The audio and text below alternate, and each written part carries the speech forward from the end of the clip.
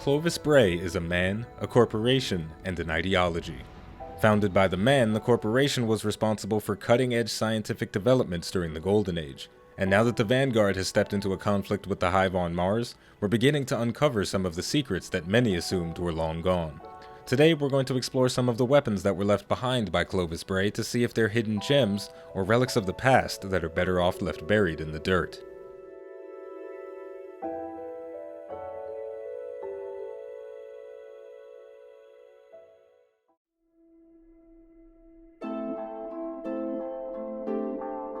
This is what I imagine a Braytech scientist or engineer used to listen to while they were tinkering with a new weapon. It's simple, elegant, controlled, and not very exciting, kind of like a scout rifle. Scout rifles are very tame and practical weapons, or in less polite terms, they're boring. They've got low rates of fire, easy to control recoil, and they operate at super long ranges, so if you use one, you're safe and sound while all the Chads and Alphas are out in the thick of the action where the real fun is. They also don't have very exciting perk combinations. Triple Tap and Zen Moment are great and practical, but on their own, they're just dull.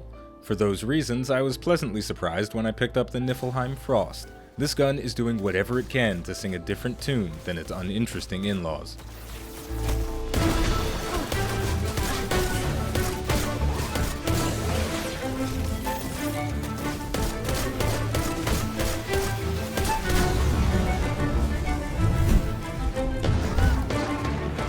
This gun isn't entirely different from its more pragmatic family members. It's a precision frame scout rifle, so it was built from the ground up to hit targets hard and accurately from long range. It comes with a fixed long zoom scope to reaffirm that playstyle, but its perk combinations are out of control in the best ways.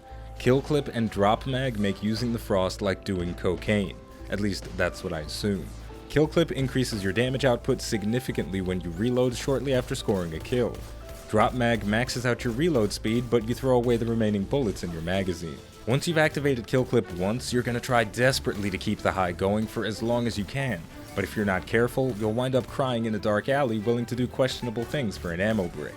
It's a delicate balance. You want to keep kill clip going as long as possible, but you don't want to throw away all your bullets in trying to do so. It can be difficult to master the opportunity cost associated with these perks, but they shine a light on why the folks at Clovis Bray are geniuses. They managed to seamlessly infuse the rationality of a scout rifle with the wild thrill of a submachine gun.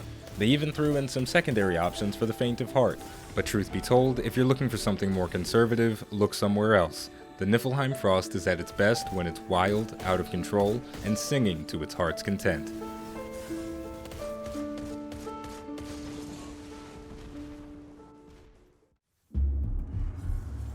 Now, if we're being honest with ourselves, singing a song isn't going to stop a Hive wizard from ripping the light out of your squad mates. You need a serious gun to deal with threats like that. The guys and girls at Clovis Bray have proven themselves smart enough to design a good weapon while retaining a fun factor.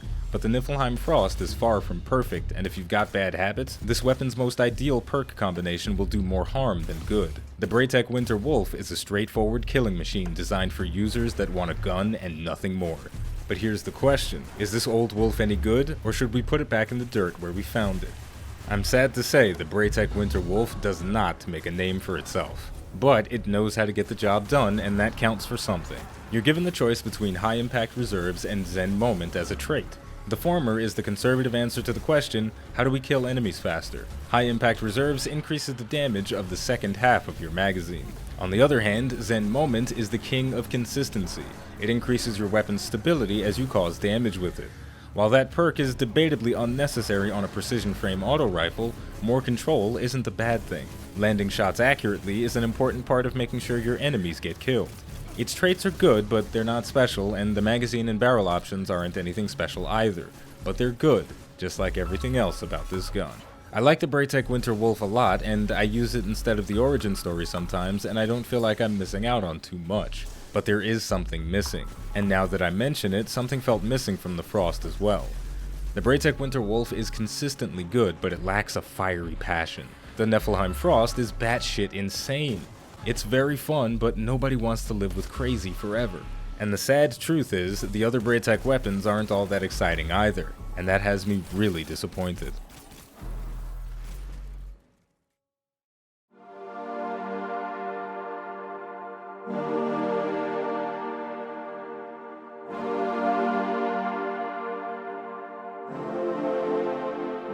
I expected a lot more from Braytech, but thankfully, I think they expected more from themselves. It's not often that I find things without flaws enjoyable, but this gun is changing the way I think about perfection.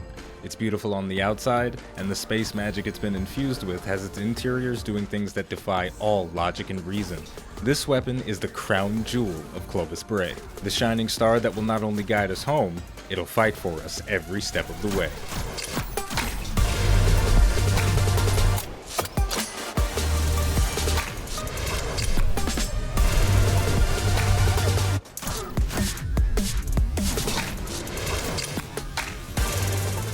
The Polaris Lance is redefining what it means to be powerful. It's a high-impact scout rifle, which means it should feel lackluster, but its perk combination makes it anything but. The perfect fifth is an amped-up version of triple tap.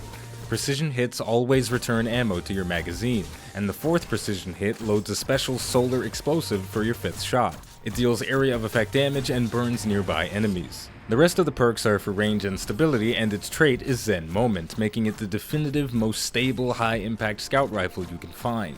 Its damage output is also unmatched. It laughs in the face of the Jade Rabbit, a gun that has the nerve to call itself exotic. And it puts the Mida multi-tool to shame with its superior versatility. It also overshadows its legendary counterparts, but that's how it should be. The Polaris Lance is an energy weapon that you literally never have to take off. Its single target damage is bolstered by the perfect fifth, and that same perk can be used for ad clearing. If you've got the weapon's catalyst, it becomes even better at clearing large groups of enemies with access to Dragonfly. Precision kills create an elemental damage explosion. Finally, if used correctly, you will literally never run out of ammunition. If you enjoy sending a slow, steady stream of bullets down range but haven't been able to come to terms with the generally low performance of this archetype of weapons, then look no farther. The Polaris Lance is a gem worthy of your time, your respect, and the name Clovis Bray.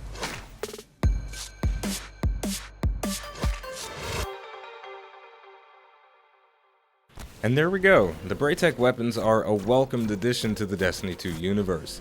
They aren't as stylized as the weapons we saw introduced with Curse of Osiris, but they've got their own flavor, and the ones we talked about today stand out quite a bit in my mind. Chaining Kill Clip and Drop Mag with the Nephilim Frost is one of the most satisfying things I've ever done in this game, and the Winter Wolf, while it is a basic bitch, sometimes you need a simple gun when you feel like sitting back, relaxing, and clearing the Leviathan raid without any stress. And the Polaris Lance, man, I think that might be one of the most well-designed exotics in the game to date.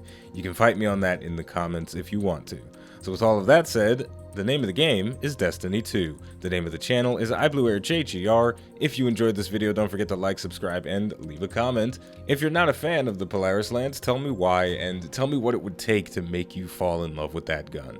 Thank you for watching, and I'll see you next time.